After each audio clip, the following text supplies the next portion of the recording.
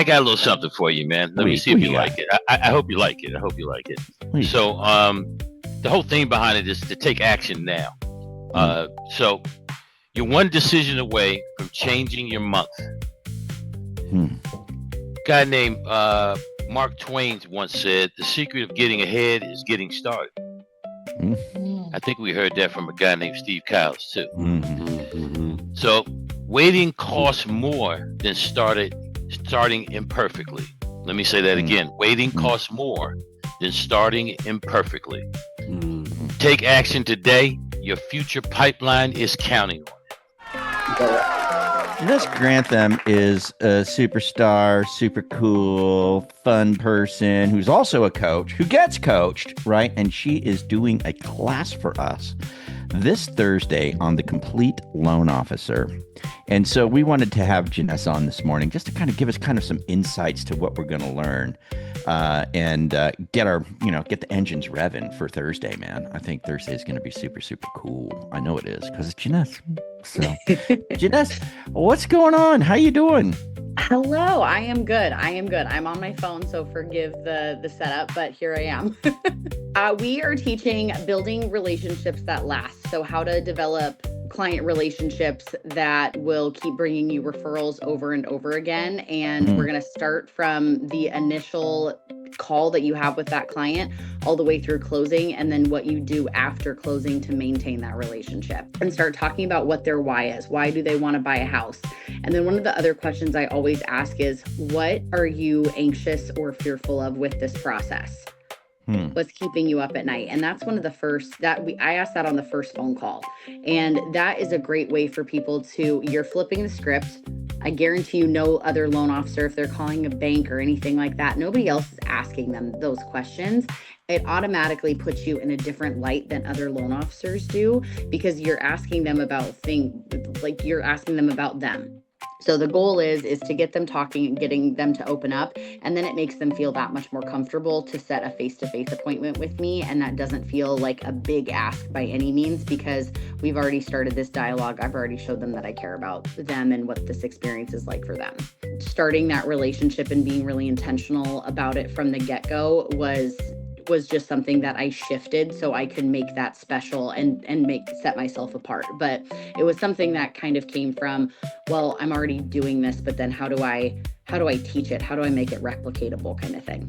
Do you see a difference when people do it? And if so, what difference do I, like if I start doing it this way, what difference can I expect to see? You will get more referrals faster. We're all super afraid to ask for referrals and the reason we don't want to ask is because we don't feel like we've earned them. Right. But when somebody already, people either know, like, or trust you, and I am inherently a liked person. Most people are kind of, lean towards one or the other. And so people tend to like me before they trust me.